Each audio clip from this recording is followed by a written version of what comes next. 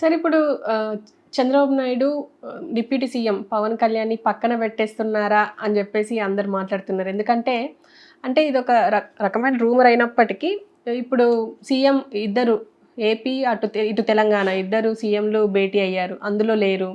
And కొన్ని ప్రోగ్రామ్స్‌లో ఆయనని తీసుకెళ్ళట్లేదు. ఆయన ఫోటోస్ వేయించడం లేదు అని జెప్పేసి మాట్లాడుతున్నారు. దీని గురించి మీరేమంటారు? Not correct. ఎందుకు చేస్తారు అలాగా? ఈ వెధవ నాకొడుకులు ఈ సోషల్ మీడియాలో పెట్టి ఫిట్టింగ్ అనమాట ఇది. ఓకేనా? సో ఎలా జరగదు. ఇక్కడ దీనికి ప్రజల దాన్ని ఏమంటారు, జన సైన్యం తరపున దుర్గేష్ వెళ్ళాడు కదా మీటింగ్. ఇంకెవరు వెళ్ళారు? ప్రతిదానికి ఇద్దరు చేతులు పెట్టుకు వెళ్ళిపోలే. మోడీని శ్రీరామచంద్రుడు వెళ్ళిపోయినట్టు చెట్ట వెళ్ళిపోవాలా? హవాకే సాత్ సాత్ అన్నట్టు వెళ్ళిపోవాలి ఇద్దరున్నా. పని ఏం లేదండి, ప్రతిదానికి ఇద్దరు వెళ్ళగలుగుతారు. ఈయన పనులు ఏం చేసుకుంటాడు ఆయన. ఎవరి పనులు వాళ్ళు చేసుకోవాలి, కానీ అందరూ ఒకే పని మీద ఎందుకు వెళ్తారు?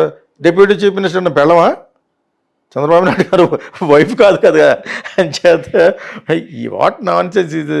పక్కన పెట్టాలి. అప్పుడే కాదు, కొంతకాలం పోయిన తర్వాత మనవాడు ఇలా తలగేసుకుంటూ ఇచ్చేస్తాను అన్నాడు కదా, దానికి చేయటానికి వీలు లేకుండా ఉంటుంది. ఇప్పుడు వీళ్ళు తిమింగళాలు వెళ్ళారు.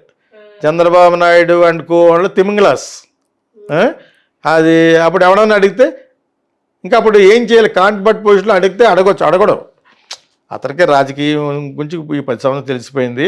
అంచేత ఎజెండా ఏంటి? జగన్ ఓడించాలి. అది ఓడి చేశారు వాళ్ళు అంతే. జగన్ ఓడిన తర్వాత మేము ఏం చేస్తాం అనేది మేనిఫెస్టో సరిగ్గా లేదు. అతను మేనిఫెస్టో కాపీ కొట్టారు. Karnataka manifesto, Congress manifesto copy. అవన్నీ జరుగుతాయి. ఇప్పుడు ఒక్కటి జరగదు. చూస్తూ ఉన్నాడు. మనమే చూస్తాం కదా, మనమే మళ్ళీ కీడంచాలి ముందు. బట్ తవరికి పవన్ కళ్యాణ్కి ఎందుకు పక్క పెడతారు? అతను ఏదో అదే డ్రెస్ చేసుకున్నది మీ టీవీలో ఏది చెప్పాను సరదాగాను. అలా డ్రెస్ చేసుకున్నాడు బాగుపడలేదు ఎన్టీ రామారావు అని చెప్పి, కషాయ వస్త్రం. దానికి ఎవడ తిట్టాడు నన్ను?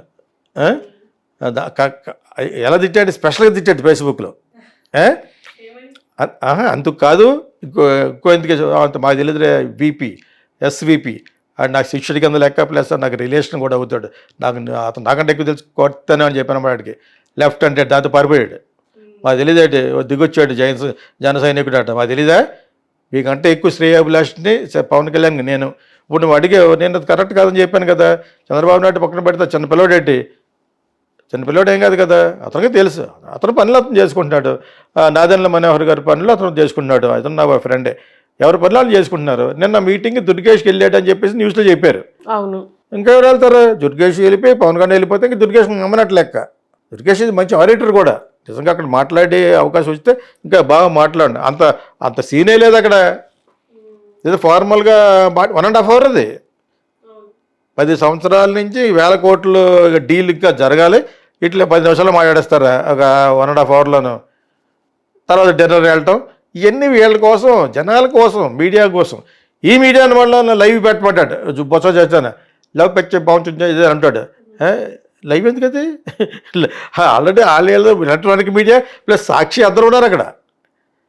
అంచేత పవన్ కళ్యాణ్ పక్కన పెట్టడం అనేది శుద్ధ అబద్ధం.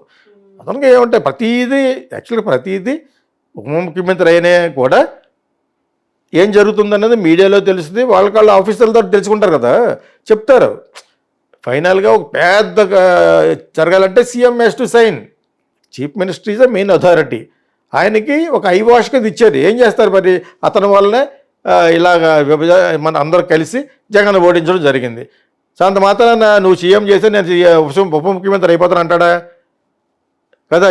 ఇది ఎంత అబద్ధం, అది అంతే అబద్ధం. పక్కన పెట్టడం కాదు. అప్పుడు కొంతకాలం చూడాలి. ఇప్పుడే కదా అయ్యారు. You have to see some more time. అది వాళ్ళకి అనిపించాలి. ఈలోగానే విడగొట్టేయడానికి చూసేవాళ్ళు మటుకు ఉంటారు. తెలుగుదేశంలో ఉంటారు, జనసేనలో ఉండరు.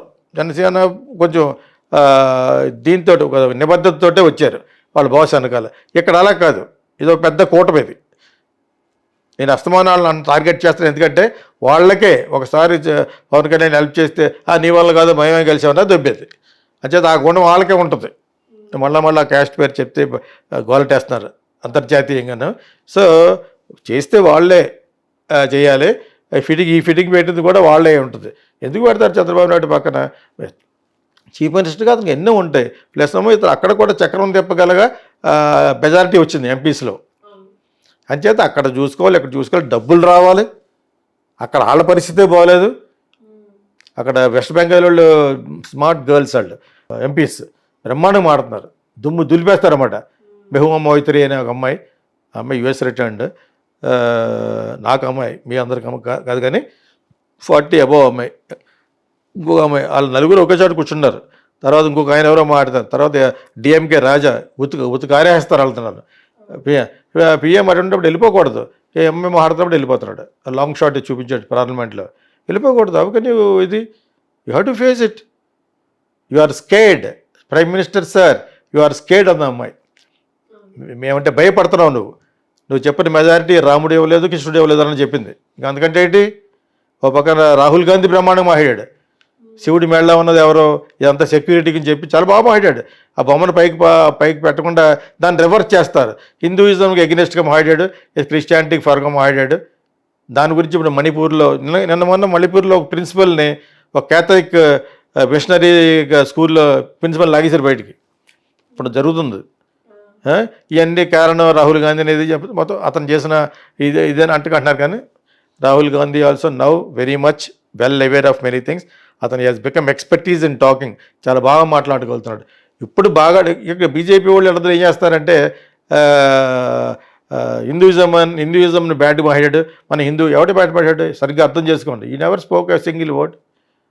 ఈశ్వరుడు గురించి చెప్పాడు బొంబెట్టి, అందులో చెడ్డ మాట్లాడడం ఉంది ఎక్కడా లేదు. అలాగా ఊరికనే ఇక్కడ బిఎం డిజిటల్ బీజేపీ మీడియా ఒకటి ఉంది ఆల్ ఇండియా, వాళ్ళకి శాలరీస్ వెళ్తూ ఉంటాయి.